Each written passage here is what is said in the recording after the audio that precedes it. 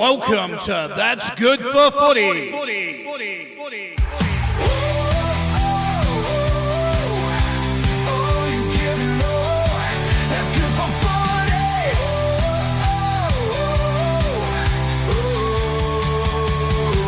That's good for footy. This is what you pray for. Every night and every day for you give it all, and you get more. That's good for footy.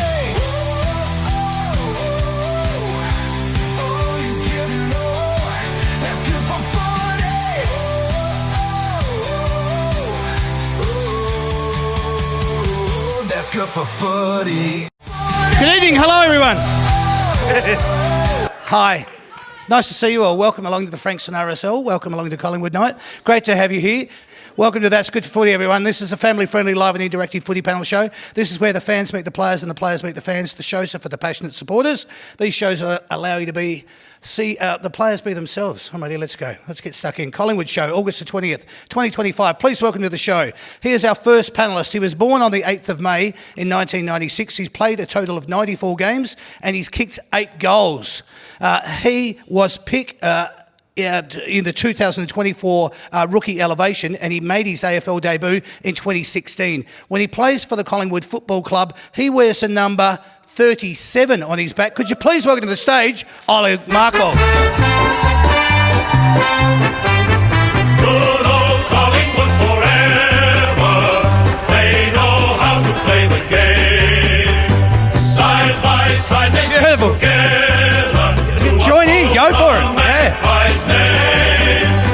See the barricades are shouting as all barricades should. Oh, the premiership's a cakewalk for the good old Collie. Yeah, there you go. Well done. Well done. Thank you very much, everyone. Oleg, please pick up your microphone. Nice to have you here. Yeah, I got lost. Yeah, I'm not disappointed in myself. I'm not disappointed in anyone here. Oh, I shouldn't be disappointed in anyone here. I'm not disappointed at Damien. I'm actually disappointed at the iPhone. So it actually has the right address on my iPhone, and I'm going to prove it because it rattled me so much. But here's my message. And when I press on the link here, it sends me 26 minutes away in Cranbourne. So you can imagine, I've rolled up to a farm and I've rolled up to a school, both which are shut, next to a bunch of cows thinking, where's this show? So I'm here safely and sound. A few speeding cameras I flashed through, so we'll deal with those consequences later. There you go. Great to have him here, everyone. Thank you very much. Good on you, Oleg. All right, let's get our second panellist out here so we can get stuck into the show. He was born on the 17th of July in 1998. He has played a total of 138 games and he has kicked 70 goals.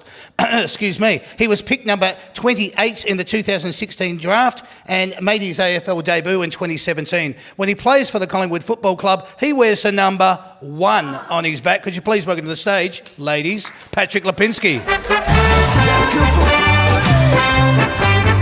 Good old Collingwood forever. They know how to play the game. Side by side, they stick together. All right. That's beautiful. Thank you very much, everyone. Thanks for making the boys both feel welcome. It is great to see them both here. Are you all happy that they're here? Yeah. Great. All right, boys, because we've got a little bit of time we want to make up. I don't want to rush the show, but I just do want to go through what we need to. Let's get stuck into our first little segment. It's us finding out about you, all right? Let's do it. Here we go. That's good for footy. So perception is huge, boys. People know you as what they see you as, the footballer that is out on the field.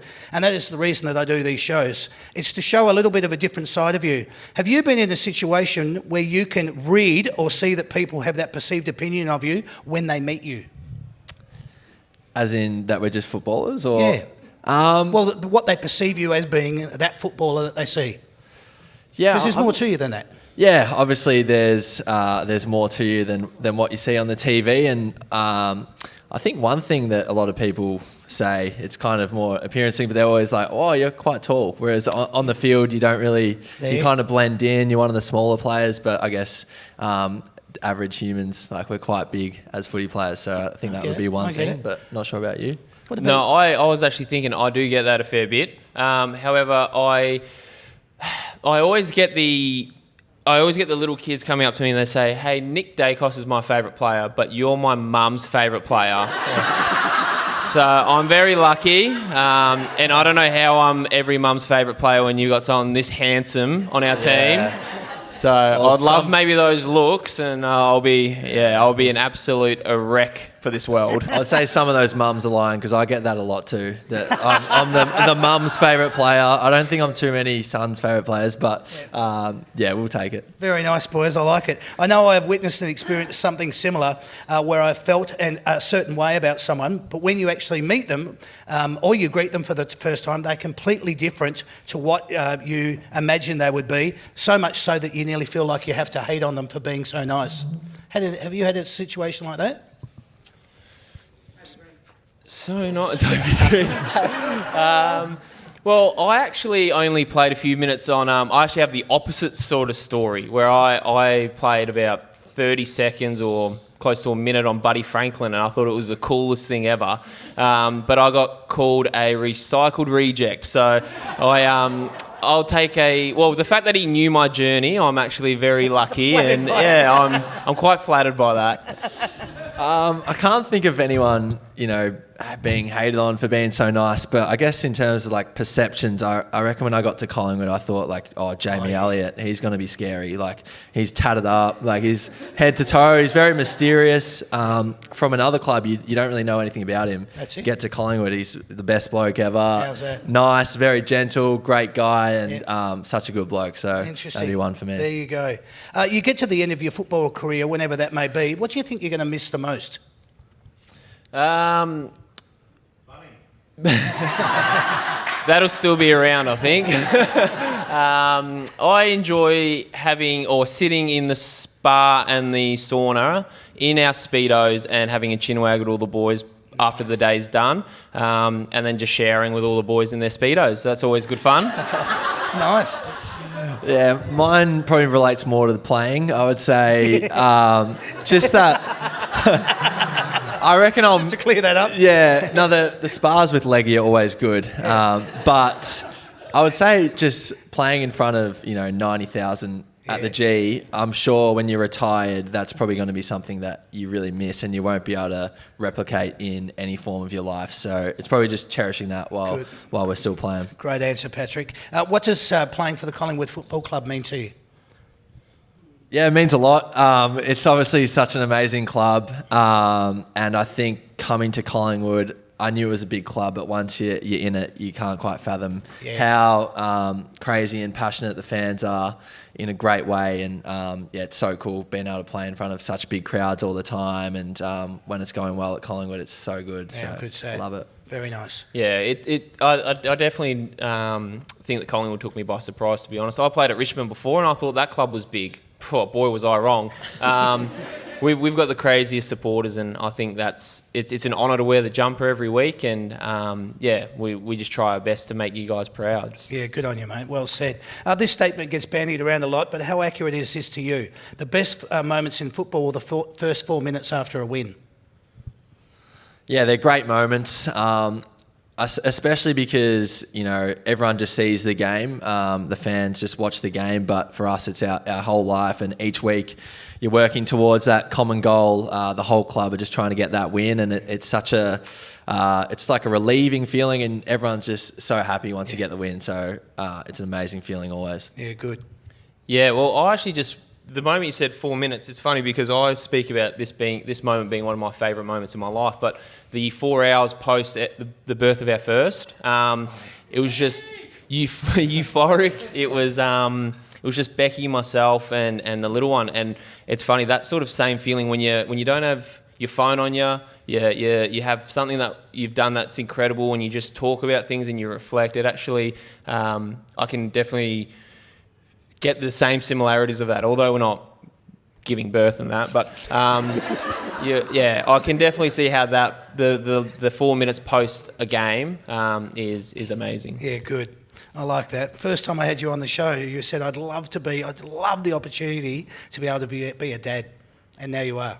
Yeah, So that's well, huge. I found out maybe a week before that I was going to be a dad. way. So How good's that? yeah, I was pumped for Good it. on you, mate. I love that. Hey, when I use this descriptive term, who is the first person you think of? Great team leader, self-driven and motivated, and a fierce competitor. Well, I guess like the easy answer would be someone like Pendles. Yeah. Obviously, amazing leader, amazing player, most professional player, and that's why he's had such an amazing and long career. But And there's so going many around guys again. at the club that everyone has to be so dedicated to get where they are. So there's plenty. I'm sure Leggy can choose some others nice. as well. Oh, I love Bruzzy. That's the reason I picked his number. He epitomises leadership, and just I like people that do the small things and full bore effort. So he's all of his actions, all the fingertip stuff is so inspiring, and we love playing with him. And I know when I was on other teams, I hated playing against him. Yeah, wow. Yeah, very nice. Understanding your role in football was a great catalyst. You may think you know it all when you first arrive at the club on the scene, but it soon becomes an obvious reality. It is nothing like you thought it was going to be. How accurate is that statement?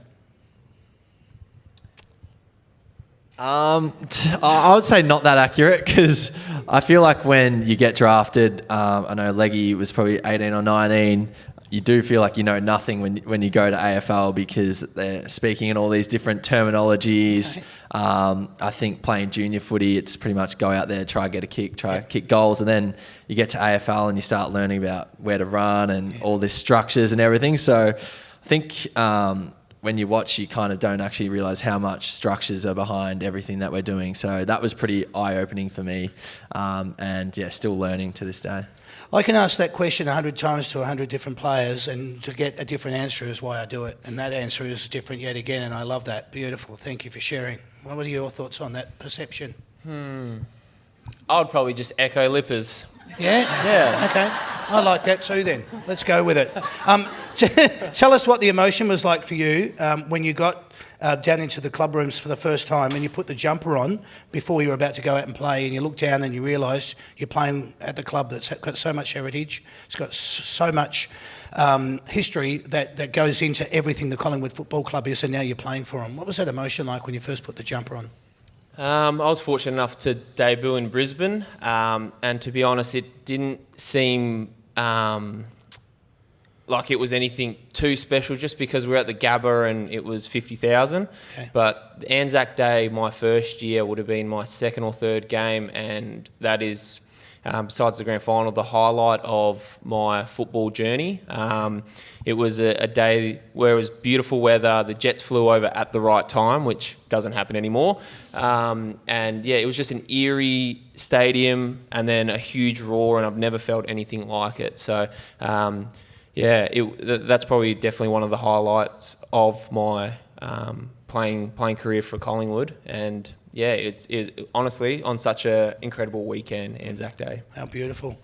Yeah, for me, the first time was 2022 round one. We were playing against St Kilda, and it was very special to pull on the jersey for a few reasons. Obviously, to play for Collingwood, but on a personal level, it was a fresh start, moving teams from Bulldogs, and it was super exciting. And after that game, the Collingwood chants were going off, and I started to, really feel and belong like a Collingwood player. So, no, it was a great moment. Very nice. Leggy, you'll probably appreciate this. It's running down the line, and it's a 50-50 contest on the wing.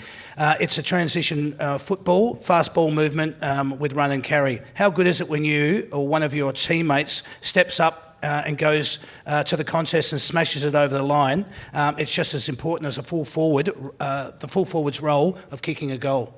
Yeah, well, they're the little things that we love, and a lot of football games are decided on acts like that. I briefly spoke about Bruzzy before. He does that week in, week out, minute by minute, quarter by quarter. So, but But yeah, everyone has a moment like that, and I feel like we've seized those moments over the last few years, and we're hoping to get the leisure back this year and win more of those moments. How good. Question for you then, Patrick. How good is it, regardless of your role, but when you see the crowd acknowledge a crucial spoil? It's a 50-50 situation in the wing or in your D50, and the opposition has got a run on. Momentum is everything, and the contest could have gone either way. But you feel like, oh, hell yes, mate. You get over there, you ruffle some hair, you ruffle some feathers, few pats on the bum with acknowledgement. How good is that stuff? Yeah, that stuff's the best, and I think Leggy kind of epitomises it the most on our team. He's always one celebrating for others, and if you watch Leggy when you're at the stadium, you'll see him doing these ones all the time for spoils and everything, and I think his passion for that becomes infectious for the fans as well, and then they start to celebrate it. So, I think we can thank Leggy for when the crowd gets around our spoils and everything. It's a great feeling. I love that. Good answer, Lipper. Woo!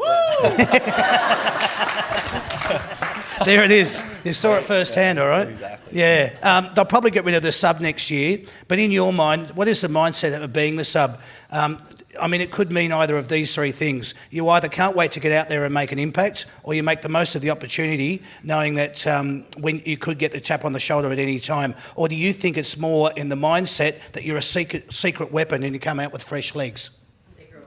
Yeah, I mean, it's all of the above. It just depends on the day and I guess where you are on your football journey. I think early days I used to struggle. I used to sit there and being an anxious person, I had almost a bit of performance anxiety, and you sit and you watch the game and you just watch and you watch and you watch and you just start snowballing stories, and by the time you get on, you've watched the game, you've played scenarios in your head, and you almost get more fatigued watching it. But now it's almost like an opportunity, and you're itching to get on, and I think that's just maturity from me personally. But I guess being the sub 3 or 4 times this year already, it's an honour. I can't wait to get on when I'm sitting there, and it's just a matter of trying to keep the bench as calm as you can as well, because it can get a bit flustered on the bench, and that's a place of rest for us players. So whichever way the sub can help, he can see the game from the bench. He just needs to keep it a calm place. Yeah, cool. Explain fat side, skinny side to the average punter. I'd say the skinny side is just the side where the ball is currently on. So if the ball's on the wing on one side, people on that side of the field would be the skinny side, and then the fat side is the other wing where, Nice. they're probably, 50, 100 metres away from the ball. Thank you very much. I like that. Speaking of interpretations, one of the best sounds of the footy is this sound. Ball! How cool is it that we have that catch cry in Aussie rules football? The ruling is just as divisive though. Either way, the emotion is still all-consuming. It's the interpretation of the holding the ball rule. How do you feel about the holding the ball rule, and when you hear it? You don't want to be the person that's got caught holding it, but you don't mind being the tackler that's administering it. Yeah, well, I don't like hearing it when I've got the ball, obviously.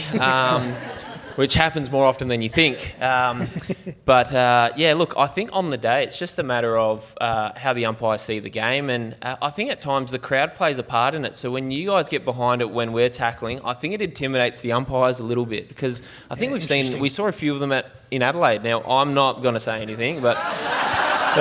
or you didn't hear it here, or let's cut that. I feel like the umpires can get persuaded by the volume, and I don't think they want to miss things. So if you can shout more often, that'll be great. That's really interesting, because it will lead me into this question, and that is, in your mind, perceived pressure, scoreboard pressure, or crowd impact? What plays a more pivotal role? I think they all play a role. But I would say sometimes perceived pressure, especially in those games where they're high contest, kind of like the game we just had on the weekend against Adelaide. When the pressure's high, sometimes you might think that there's even more pressure around. Yeah. I think playing in front of big crowds is always something that is super cool. Yeah. And it's good pressure. Funny.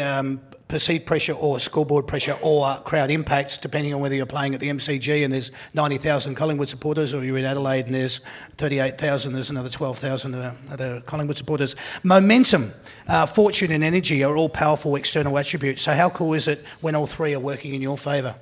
Well, I only understood momentum there. I don't know what the other words are. Fortune. Fortune. Oh, that's lucky. I think there's a few pokey machines out here. I might test that. I'll just momentum, fortune, and energy. And energy, yeah. Well, I'm a big believer in energy, and I always love positive energy. And I guess maybe the more positive you are, the more fortunate you are. And then I forgot what the first one was. Energy. Momentum. Yeah, Momentum. The most important one. Now, momentum's hard to stop, and when you've got it, you got to keep going. So maximise momentum and minimise the opposed momentum. Okay, very nicely said. Describe the experience of walking back down the race after a close win. You got maximum effort. Everyone played their role. They played to their strengths, and you walk off all together. You achieved victory, and then proceed into the rooms to sing the song as a group, wrapping your arms around each other, arm in arm. Reflect on that moment if you could, and share the energy levels with us, because I'm sure they're quite palpable.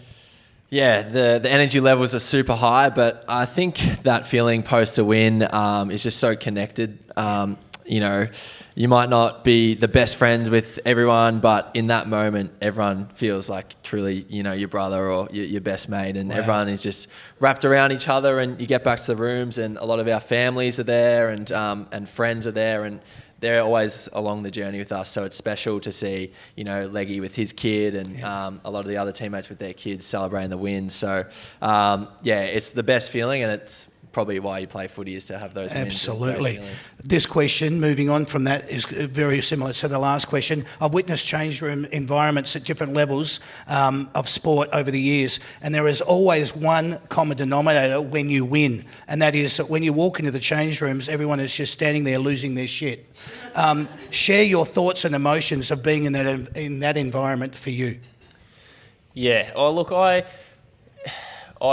enjoy going into the rooms and seeing my family and my partner, and I think the sense of having a little one, he sort of does slow you down a little bit. I think when I was younger, or before I had Lenny, I was very much like, I loved riding the roller coaster for good and bad. So I used to get quite into the slumps, but I used to ride them I used to ride very high. And I thoroughly enjoy when people are losing their marbles, and it just creates an incredible atmosphere, and it makes it a lot more fun. So, I'll continue to ride the roller coaster. Good on you, mate. Well said. All right.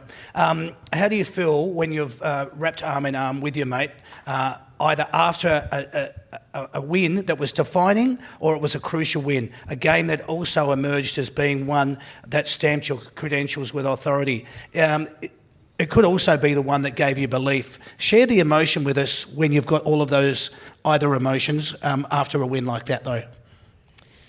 Yeah, it's just a great feeling. Like I kind of said before about, you know, you work so hard each and every week, every year to try and succeed, and when you do on the weekend, and you're always, you know, chatting and going over the moments that were, you know, really good in the game or funny, and it's just a special time. And I think, like Leggy said, when the phones aren't out and everyone is just truly present to that moment, it's a special feeling. Special time. Bringing in new blood to the playing group, knowing that they've earned their place and they deserve their opportunity. For you, what's the best part of that experience? I think just seeing your best friend smile, and we obviously start pre-season in November. We all did the same schedule, the same program, and everyone did the same amount of work. So seeing people get rewarded for it, especially when they're younger, you see their dreams come true, and you get to live a little bit of the old version of yourself through them, and the way you treat their families, and the way you see the joy in their parents. You can only reflect on your own parents and how lucky our journeys have been. And I hope everyone gets to debut, and especially for this amazing club. So the Army wrap their arms around everyone, and they definitely defy a lot of players and people. Beautiful. As older statesmen, when you see a young lad get his opportunity, like you've just alluded to, what is the outstanding or the overriding emotion? How excited are you watching them debut? What you can probably feel their nervous energy. So what sort of advice would you offer them? Well, I remember in my first game when I played for the Bulldogs, Bob Murphy, it was probably game 300 or something, and he just said, like, don't be afraid to smile and enjoy the moment. When you run out, take a look at the crowd and just be present and love that. So I don't know. I always find now when I see one of our players debuting, I always just tell them to smile and enjoy the moment. And I think at our club we naturally do that, and everyone is pretty happy when they're out playing footy. But I think that's the main thing. Like, it's your lifelong dream for most people who are playing AFL to play AFL, and when you get that chance, just actually truly enjoy it because it goes so quickly. That's beautiful. Great from Bob, and nice that you've been able to pass it on. Your emotions, your thoughts. What do you normally say to them? Yeah, well, I obviously say smile with your teeth, or if someone's lining up for their first goal, I always tell them, take your mouth guard out. Photos look better when you kick your first goal without your mouth guard in. But yeah, I had something similar in my first game where Shane Edwards said, I expect you to make 2 or 3 mistakes every quarter. And I was like, thinking, well, what does that mean? But as I got older, it just means you want to play on the edge, you want to have fun, and it's almost like an acceptance that things aren't going to go well and they might go the wrong way, but it's as quickly as you can move them on and just move on with things. And he said you're not playing your best footy if you're perfect all the time. Nice. How is this for a true observation, and tell me if I'm right or wrong, but you've made it in the big time when a guy comes out to interview in a suit at either quarter time or half time? I guess I haven't made it then, because I haven't either. I've never had that. I don't know if you have. You may have. I had one after a game. After a game, not during. Yeah. Oh wait, I did in the VFL, but it was a radio thing, so you actually couldn't see my face. But he was definitely wearing a suit. Oh, beautiful! I love it when you're watching the game on TV and the cameraman shows the players' parents on the big screen watching and supporting their kids. No doubt, it's a super proud moment. Have you had a similar experience? Every time I watch footy with my parents, they're always asking me questions. I don't think they know the rules yet. So I'm really lucky in that sense because, it's a foreign sport to them. They actually, where we're from in Belarus, there's no such thing. So my dad explains football to his friends as it's like kickboxing and soccer put together. And and I think that brings just the rarity of me as an athlete, where it comes down to coming home. The first thing my parents ask me is, "Are you happy?" And my answer is most of the time yes, and they're happy. So it's a pretty simple formula in our house. And Dad's never tried to teach me how to kick or catch or anything like that, but he's very invested in me as a person. That's lovely. I love that answer. That's a good answer. Yeah, see? That's how you win them over. Oh, very good. Hey, you're in the rooms after the team meeting and the song is being sung. You get the chance to chat with mates and family because they've come down into the room. Tell me, are they advice givers or moment relators? What's generally the conversation?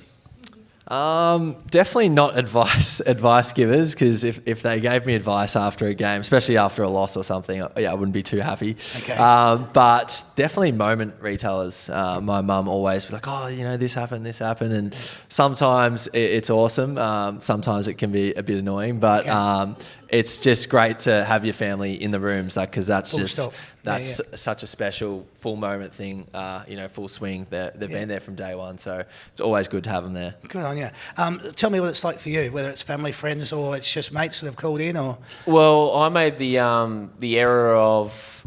I got drafted from Adelaide, which is not an error at all. I'm very lucky to get drafted, but I'm from Adelaide, so every time I used to travel to Adelaide, I would get my friends to come to the rooms, but they supported other teams, and they would come pretty drunk to the rooms, so I've stopped bringing my friends to the rooms. But again, with my parents, it's funny, my dad doesn't know what touches are or disposals are, and I might have 4 or 5, and I'm like, I'm pretty flat, but my dad goes, but you bounce the ball. You've held the ball for ages. So he thinks it's a successful day. So the more I bounce the ball, the happier he is. Excellent. I like that. What advice would you offer to a young boy or girl regarding the challenges of playing football at the elite level, and what are the most effective strategies for coping with a loss? I guess coping with a loss depends how old you are. It can be tough for young kids, but the main thing would be just It's not the end of the world. There's always next week with footy pretty much until you get to finals. But just getting back to training and, working on your skills and trying to have fun with footy, because that's what it's about for especially juniors. Like, you just want to have fun and play with your mates. That's the most important. Good. We see the coverage of you guys arriving at the game and preparing, but what is your individual preparation? It's an hour before the game. What's your routine? Oh, I like to have my Bunnings. Hopefully, get the call up sausages with onion. No, I'd like to have my footy socks on. I'd like to have my boots on, my jumper on, my jocks on. My footy shorts have to be on as well. If I had an option, I wouldn't wear them, but we've got to wear them. It's dress code. So that's probably my only routine I've got.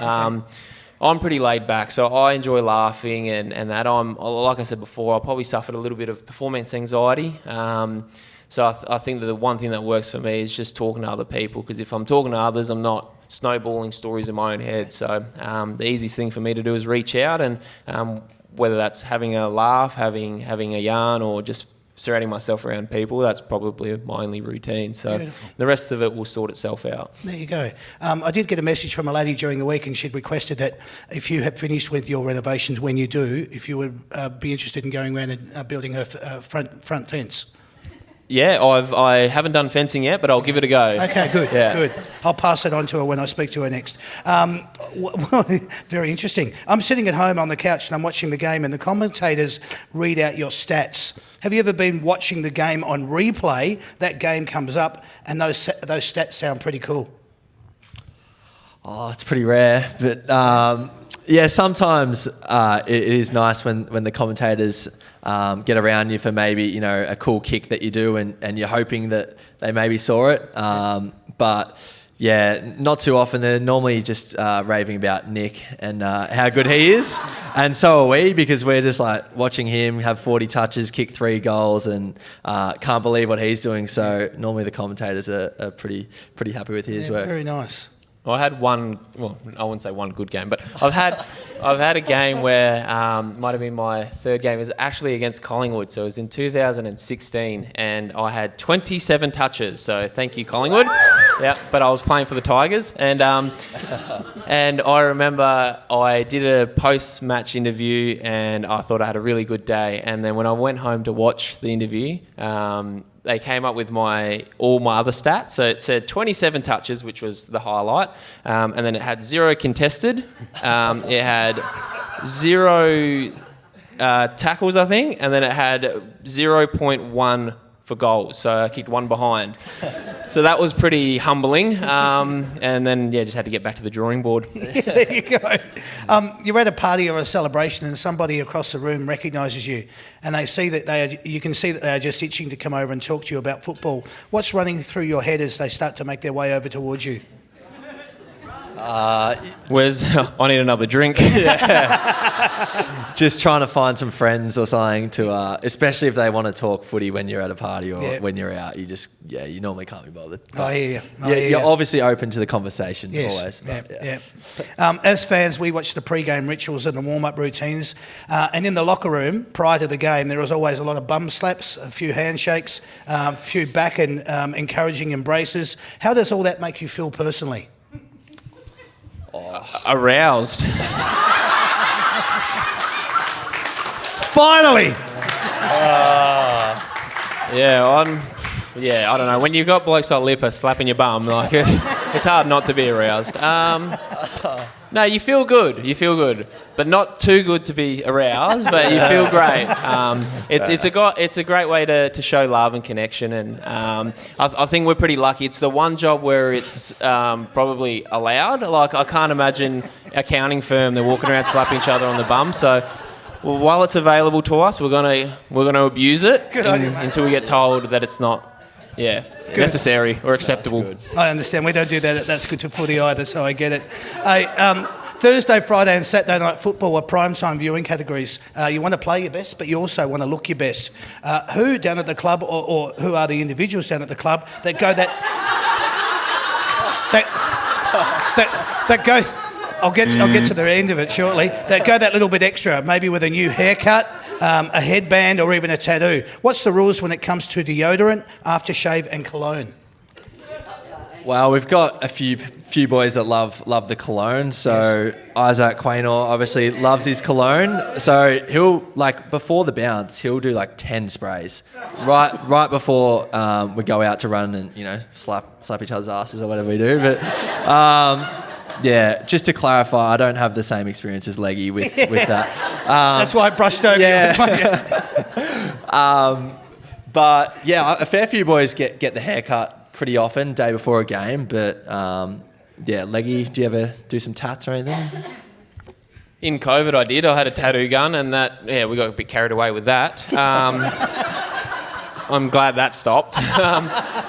But the haircuts now I do maybe 15 to 30 minutes before I leave, and it's just I get my own scissors and I do them. So I sit there in the shower and just try and figure it out, and Becky fixes it. So perks of being a father now, I've got no time to even sit down and get a haircut. I feel like we've got a pretty good looking group. So like I feel like the boys do their part to do their best. So Jamie, obviously, Lipper, Q smells great always. And I remember Q the last 2 years he's obviously looked after his hair as well. So he hasn't had the incredible hairstyles, but he still looks handsome. It was interesting. We've got a beautiful green room out the back here tonight, which you boys have been privy to.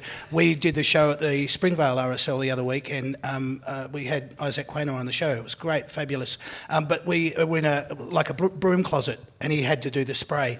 And I swear I couldn't get out of that room quick enough. It was a dense fog. It was that intense. He smelt beautiful, and I'm sure the ladies that were there that night can attest to that. But wow, yeah. Hey, there are a few perks with being an AFL footballer. What's your most favourite? Yeah. Comes up a lot, doesn't it? Perks. I don't think there's too many perks. I mean, I don't, but Lipper probably gets his boots for free. I still have to pay out of my own pocket for my boots. So, where?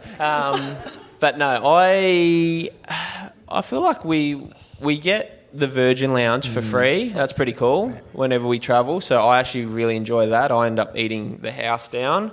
I don't feel like there's too many perks. I mean, we get to play at the G. That's pretty cool.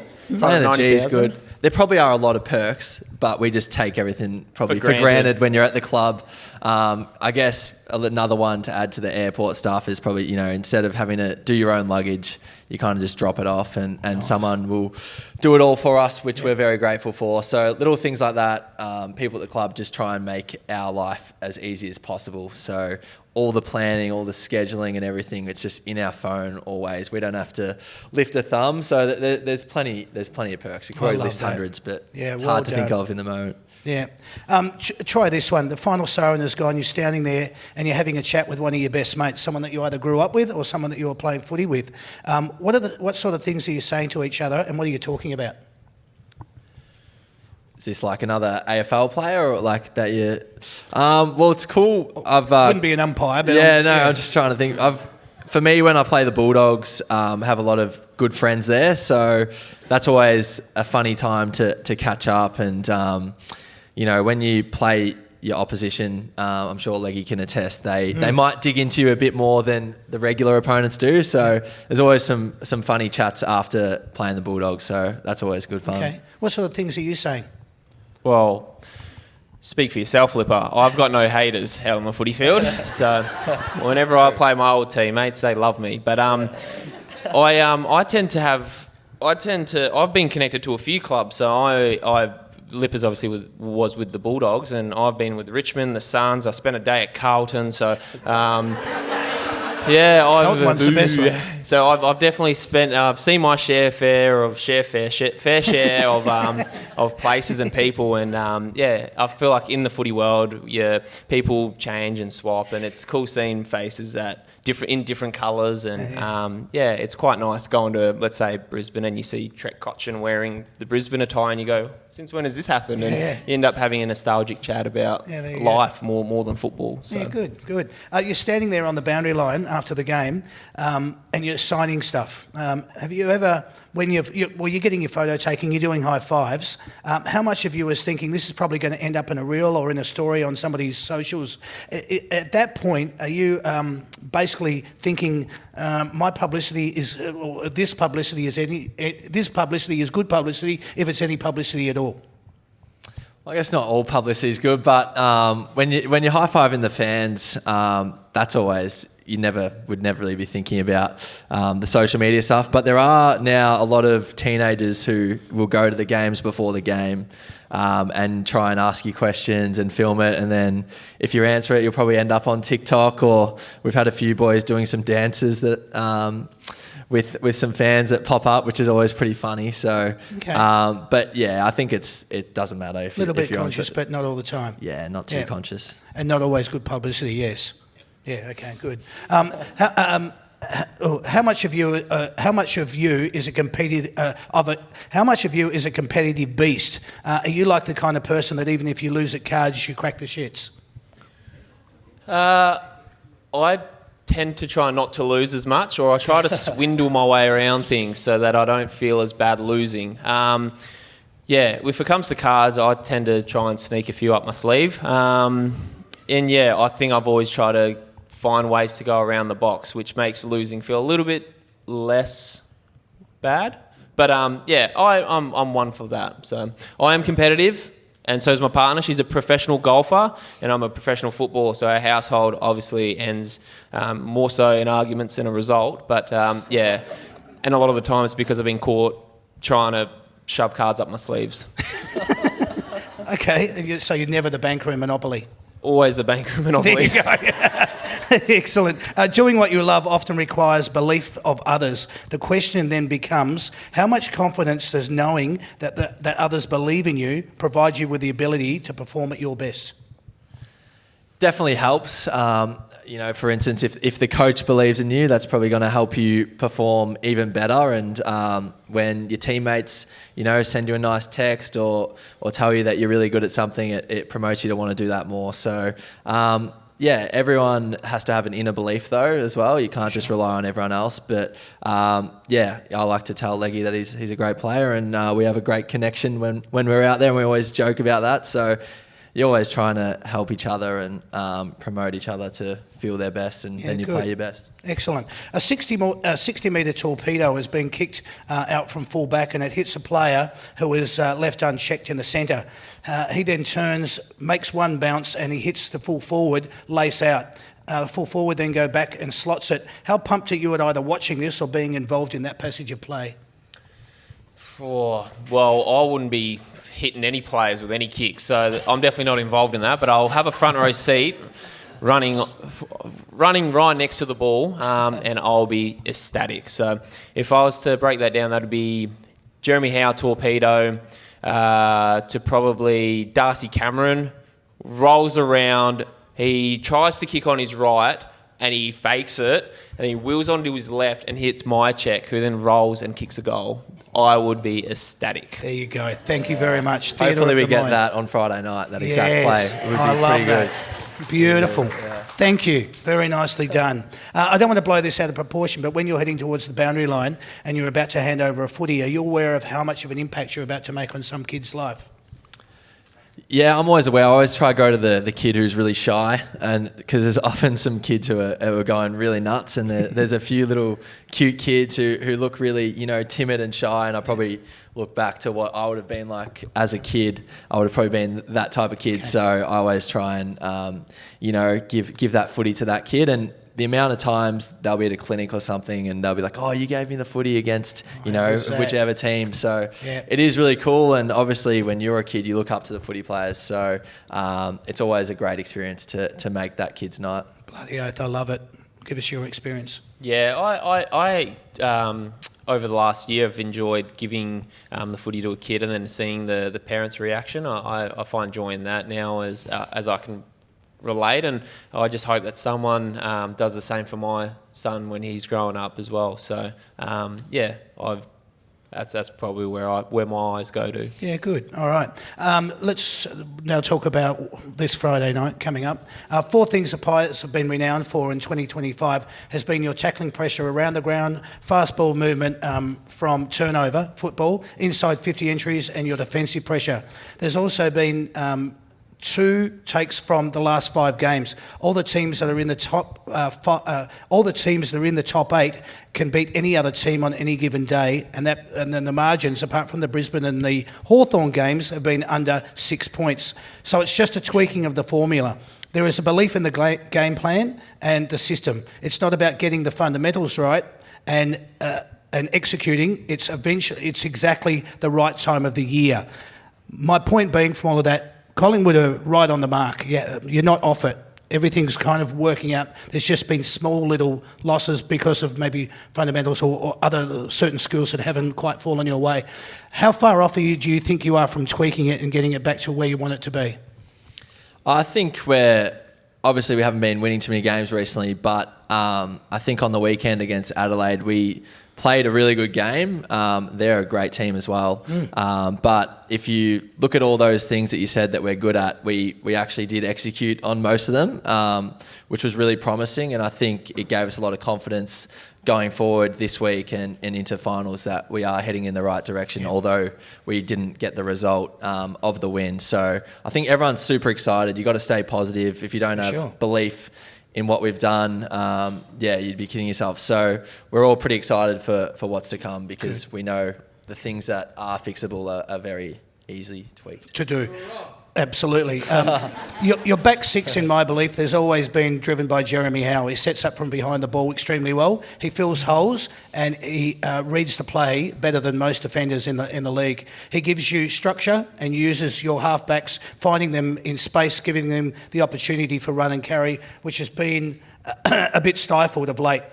Without him in the side, teams are now awake to your corridor use and are making you go more down the line. You're also missing the controlled chaos that Bobby Hill brings to your game style in the forward 50.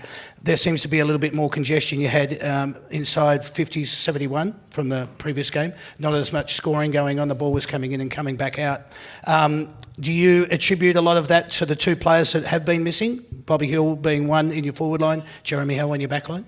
Yeah, well, obviously they're incredible players and we'd like to think that we're a system team and a plug and play where anyone who comes in, they fulfil their role. But those 2 players are definitely, they provide more than just role, and Bobby has that excitement and how he has that leadership and that voice, and it seems a little bit more unorganised, but it just gives other opportunities for others to step up and I guess perform and pick up where Howie's left off. So yeah, it'll be exciting to have both those players back, and we hope we can get them back in the near future. I think, am I allowed to say Howie's playing? Yeah, he's playing. It's been announced. Cool. Okay, Howie's back. So Just checking. Yeah, just checking. All good. But yeah, I think especially working really closely with Howie, he is a very demanding. He's a very structured man, and I think he brings a lot of structure and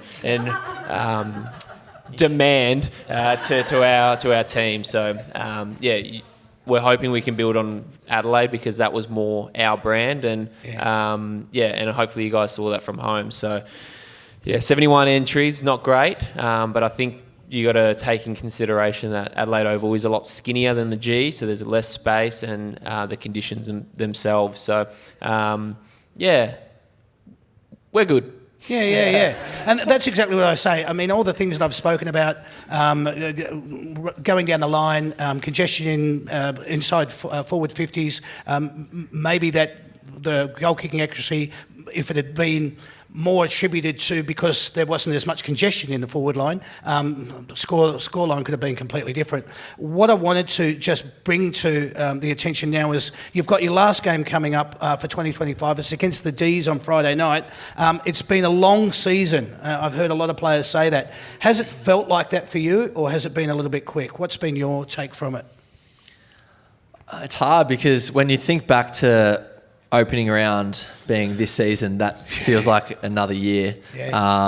But it also does go super quick because every day you're waking up with some sort of purpose, whether that's recovery or training or game. You're always looking forward. You play your game, then you're in recovery mode, so that you just constantly got something to do. So I always find for me that the season goes super quick, and weeks just fly. A few weeks ago we had a 5-day break, so you played 2 games and you barely feel like you've done anything else in your life. So for me, it's gone quick. I don't know about you, but I'm sure you feel similar. Yeah, it's flown. It's flown. So, I feel like we heard Will Hoskin-Elliott today talk, and he spoke about how quick it goes. And he goes, everyone used to always say, blink and it's gone. And I feel like season by season, it just gets quicker, especially when you get older. And I definitely can vouch for this season feeling like it's gone very, very quick. I wouldn't say it's long. It's been a quick season. Yeah, okay. Well, there you go. Ladies and gentlemen, you've just heard from the boys. Could you please put your hands together for Oleg Markov and for Patrick Lipinski? Thank you, guys. Thank you very much. Well done. That's good for footy. All right. I know more than you. Let's go with your first question. As soon as you think you know the answer, buzz in with your name. All right, here we go. Who's your team's captain? Charlotte. Charlotte. Darcy Moore. Correct. 1 point to you. Who wears the number 5 at your club? Charlotte. Hayden. Charlotte. Jamie Elliott. Well done. See how quick you got to be, Hayden? All right. How many premierships has your club won? Charlotte. Charlotte. 16. Well done. Good girl. Oh, love it. How many times has your team played in the losing grand final? Charlotte. Charlotte. 27. Yes. Well done. 4 out of 4. Do you want to test your buzzer again for me, Hayden? Hayden. There you go. Well done, mate. All right, closest to within 1,000, how many members does your club currently have? Hayden. Hayden. 112. Yes, well done. Good man. Thanks to the person down there that shouted out. You get say that again, you sit down the back in the naughty corner. All right. Where did your team finish on the ladder at the end of the home and away season? Charlotte. 9th. 9th is correct. Last year. Well done. How many games did your team win last year at the end of the home and away season? Charlotte. 12. 12 is correct. Well done, Charlotte. Sandy, did you text her the answers this week or what? This is fantastic. Well done, Charlotte. What year did your team last win a grand final and who did they play? Hayden. Hayden. 2023 Brisbane. Where's your 2023 microphone? Brisbane. There you go. All right. That's a point. Okay. How many points did you win that grand final by?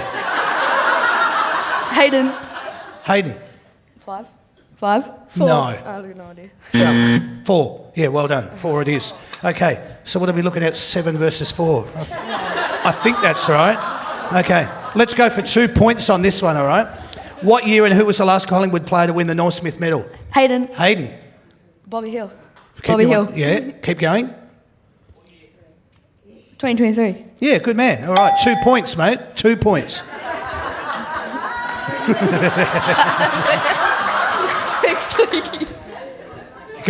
You've got the right person keeping score for you. Hayden. All right. This is for another 2 points, okay? Who was your club's leading goal kicker in 2024 and how many goals did they kick? Charlotte. Bobby Hill. Bobby Hill is correct. And how many goals? 30. 30 is correct. You get 2 points for that. Well done. Cheat all you want. This is where the answers are. Good on you, Charlotte.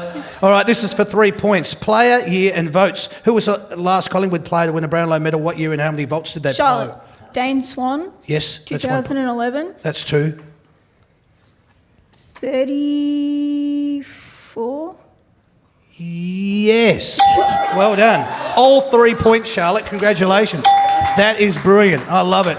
Which Collingwood player scored the most amount of Brownlow votes in 2024? Hayden. Nick Dacos. Well done, mate. And bonus point, can you tell me how many? No idea. No idea? Charlotte, still the points. It's high 30s. 38. Well done. Bloody awesome. Good girl. All right. Last question. Who won Collingwood's B&F in 2024? Charlotte. Nick Dacos. Dacos, there you go. Guess what? You know more than anyone. Damn. Charlotte, that was brilliant. Well done. Super, super cool. Hey, Hayden, congratulations, well done. You don't go home empty-handed. You're going to get a little That's Good for Footy. One for outside, one for inside, so Mum can't tell you off if you break a lamp. All right? That's yours. And Charlotte, you get one of the best prizes in football. You get a That's Good for Footy a scarf and beanie package. All right? Yeah, she's so excited. How good's that? All right, yeah. Thank you. Well done, guys. All right. Good stuff. That's good for footy. Here comes your first question. Which famous bushranger died at Glenrowan? Ned Kelly. Well done, 1 point. Who played Charlene in Neighbours? Eric Banner. Close. Kylie Minogue. Kylie Minogue, I knew that. Yeah, okay. What is Australia's largest inland capital city? Capital city. Sydney. No. Canberra. Okay. Yeah. What is the Aboriginal term for a watering hole and is also the name of an Australian clothing company? Billabong. Well done. What was the name of the cyclone that devastated Darwin in 1974? Tracy. Tracy, well done. In which city did Australia get its first legal casino in 1973? In what year? No. That'd be easy. I'm just buying time. In which city did Australia get its first legal casino in 1973? Oh, Packer. Where are we from? Gold Coast. Hobart. There we Really? go. Thank you very much. I learned something new See, today. there you go. Well, not all just about That's Good for Footy here. What is the floral emblem of Australia? The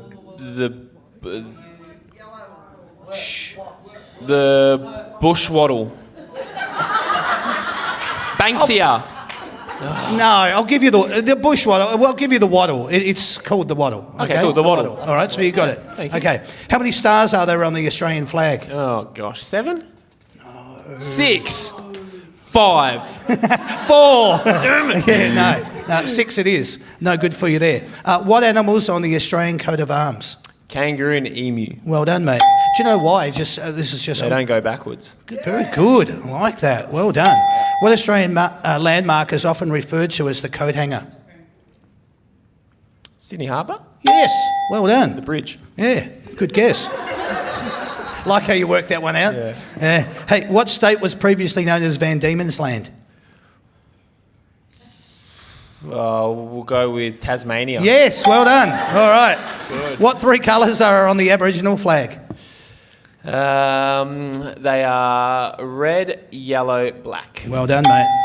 Combined, how many states and territories are there in Australia? Pink.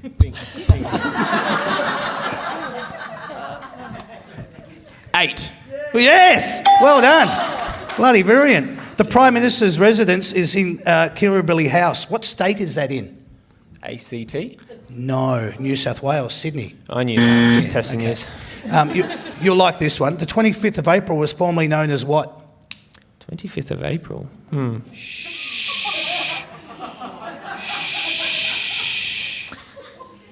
Anzac Day. Yes! Well done, mate. Total score? 10. Not bad. Oh. 11. Oh, wow. All right. Okay. Well done, mate. 11. Oh, wow. Give him a round of applause, everyone. Well done, Ollie. All right, Patrick, if you would like to have a look at the categories on that list, what would you like to choose? What would be your category? I might go grand final winners. Grand final winners. So that's 3, isn't it? Yeah. Here we go then. Grand final winners. Now, what I'm going to do here, mate, I'm going to read out the year. You've got to give me the club. Oh, okay. All right? Yeah, beautiful. I could make it harder and read out the club and you've got to give me the year, but we won't do that. All right? So I'll read out the year. You've just got to give me the club. The score you've got to beat is 11. Yep. There's a maximum score here of 15. Wow. All right? So Okay. let's see how you go. Got it. All right. Who won the grand final in 2018? West Coast, There you go. unfortunately. I know. Yeah. It's a hard... oh, Joanna's happy. Yeah. It's a hard one to ask, mate. I had to get it out. All right. Who won the grand final in 2020? 2020, Richmond. Correct. Who won it in 2021?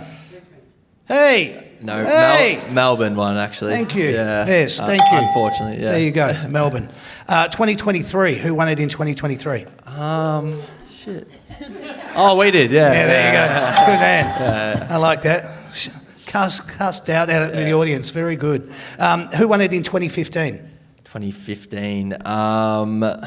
Hawthorn. Well done, mate. Who won it in 2024? Brisbane. I've got a bone to pick here. Yeah. Give him some from like the 50s or something. No. Yeah, true. All of the football questions, they're actually from only like 15 years ago, from 15 years up. All right. So, who won it in 2017? 2017, Richmond. Correct. Who won it in 2016? Bulldogs. There you go. Who won it in 2022? Geelong. Correct. Who won it in 2014? Hawthorn. Correct. Who won it in 2010? Collingwood. Well done. 11 out of 11. You get. I'm not counting that one. You're not? Why not? I should have known. True. Gee, Joanna, that's not bad. We might have to discuss that after the show. All right. Who won it in succession, okay? 2013, 14 and 15. Hawthorn. Correct. Who won it in 01, 02, 03? Brisbane. Correct. Who won it in 84 and 85? Hawthorn. No. Essendon. Wow. Who won it in 2019 and 20? Richmond. Well done. You got 14. I say you got 14. Joanna says you got 13. Look, I feel like that's unfair to Leggy because Australian history is a lot harder than AFL. Hey. Yeah. We should know it. He went first. He chose it. Does he know when St Kilda won their grand final? Yeah, 1966. 1 point against 1956. Collingwood. Yeah. But we're not. 66. We're not here for that. So yeah. Absolutely wonderful. You are our winner. No, you are, Joanna. Even though you've got the wrong score, you should be on. You should be on 14, but you've done it well. I don't think you could pay me to wear one. But congratulations. Okay, you are our winner. You both go home with a prize pack. Make your way this way. Over this way, ladies. Congratulations to both of you. Here we go. That's good for footy. You get to go home with a little football and inflatable. Joanna, you get to get the most awesome prize, the beanie and the scarf. Thank you very much. Well done.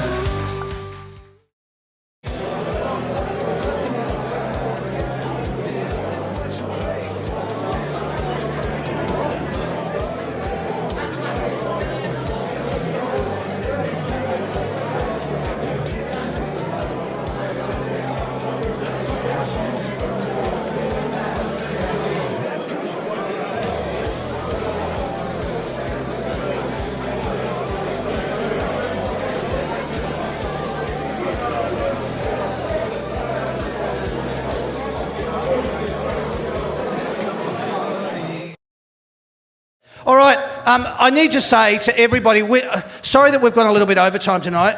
I'm not going to go over it anymore. He's done his absolute damnedest to get here, and hasn't he been a treat since he got here? Oleg Markov. Thanks, mate. Really appreciate it. I just need to tell you, I've locked away a couple of shows this week. You're probably not going to be of interest to them, but maybe you've got friends that... Maybe you haven't. I don't know. I'm hoping that you've got friends. If you haven't, just run into anyone random on the street and tell them, all right? We've got 2 more shows that we're going to be doing in the next couple of weeks. The first show that we're doing is on August the 27th, which is next Wednesday. It's at the Mulgrave Country Club. It's a Western Bulldogs show, and it's got Sam Darcy and Aaron Norton on the panel, all right? So it's a good lineup. So if you'd like to get along and check it out, that'd be great. And then on September the 3rd, we're again at the Mulgrave Country Club. You're going to love this one. It's for a Hawthorn show. Yeah, guess who's on it? Jack Ginnivan. Yeah, Jack Ginnivan and Nick Watson. That's it. Put your hands together for them. I know. Yeah. Come along and throw rocks at the car. Yeah. No, that'd be great. But if you'd like to come along to any of the shows, as I said at the start, if you've had a good time, tell others. If you haven't, don't tell anyone. But if you have had a good time, tell other friends about it so that maybe they might want to come along and sort of be part of it, because it is fun. Lastly, I just wanted to say that with tonight's efforts, Robert has been filling in for Sam. Thank you for all your efforts, mate. Thank you very much. And could you put your hands together for the lovely Sandy as well? She's beautiful at the front door. She greets you. She looks after everybody. She does the floor, the door, and so much more. And that's what we like to say. But what I'm also like to allude to is the fact that we had you 2 lovely gentlemen here this evening. Oleg, thank you very much for being part of it. Patrick, I always say it's nice when you guys get to come on the show and be yourselves in the way that you are. because it's a great representation of who you are and people get to find out a little bit more about you. And both of you have done that tonight. So people will go, you know what, they're really nice guys. I didn't understand that before. And they are, because it's the perception that I speak about in my first question. So thank you both for being available. Please pick up your microphones and say your last words to the crowd. Yeah, thanks for having us. Thanks for being a great crowd. It was nice to meet everyone, and if we've met you before, good to see you again. And thanks for all the photos, and hope you had a great night.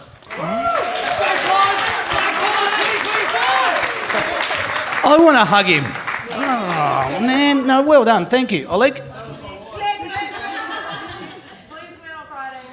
Yeah, we'll give it a go. That's for sure. I hope so. You send an email to Fly or something.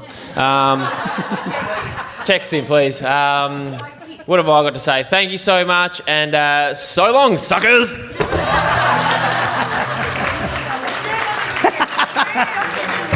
Well done. All right, this has been the That's Good for Footy panel show. My name's Damien. Thank you, everyone, and good night. Cheers.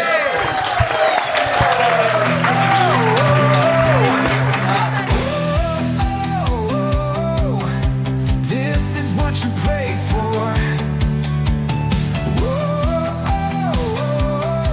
Every night and every day for you give it all, and you get more. That's good for footy.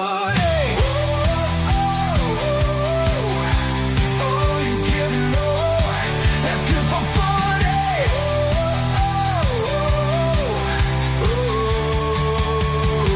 That's good for footy.